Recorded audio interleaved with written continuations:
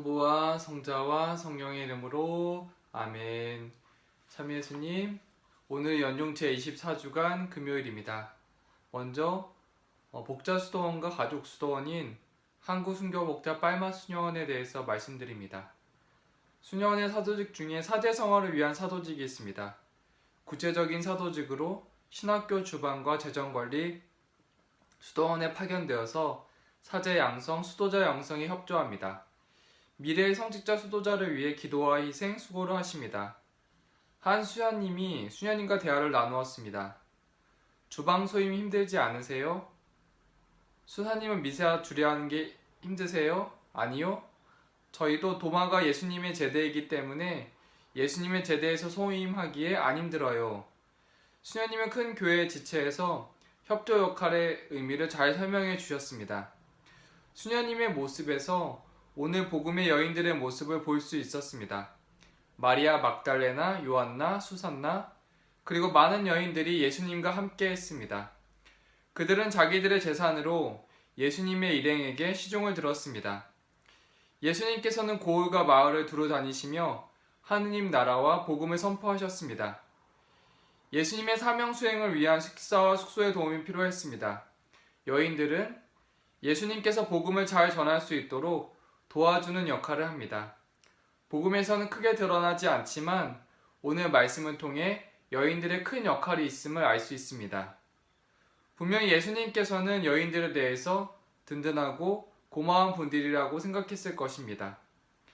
복음에서는 예수님의 공생활, 제자들의 파견이 눈에 띄지만 눈에 보이지 않는 역할로 예수님의 공생활을 뒷받침한 것입니다. 구체적으로 일상에서 여인의 역할을 보여준 분으로 성녀 소아데레사가 계십니다. 소아데레사는 직접적인 선교는 하지 않았지만 기도와 희생으로 할 수 있는 선교를 보여줍니다. 소아데레사는 말합니다. 나는 교회의 어린이입니다. 하느님께서는 어린이에게 눈에 띄는 공로를 허락하지 않으십니다. 어린이는 복음을 설교할 수도 없고 피 흘려 순교할 수도 없습니다. 그렇지만 그것이 무슨 상관입니까?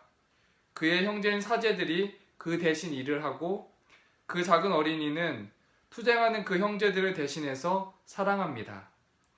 그럼 도대체 그 어린이는 어떻게 자신의 사랑을 행동으로 증명할 것입니까? 내 사랑을 증명할 단 한 가지 방법은 꽃을 뿌리는 것입니다. 다시 말해 가장 작은 것을 사랑으로 행하는 것입니다. 나는 작은 희생이나 시선 하나, 말 한마디로 사랑으로 할 것입니다. 나는 사랑 때문에 고통을 당하고 바로 그 사랑으로 기뻐하겠습니다. 성녀는 영신적인 오빠인 룰랑 신부에게 이렇게 썼습니다. 나 자신을 위해 예수님께 청한 모든 것을 신부님을 위해서도 청합니다. 여호수아처럼 당신은 평지에서 싸우고 당신의 작은 모세인 나는 승리를 청하며 끊임없이 내 마음을 하늘을 향해 들어올리고 있습니다. 오 나의 오라버니, 예수님이 몸소 당신의 모세인 나의 팔을 떠받쳐 주지 않으시면 당신이 얼마나 슬퍼하겠습니까?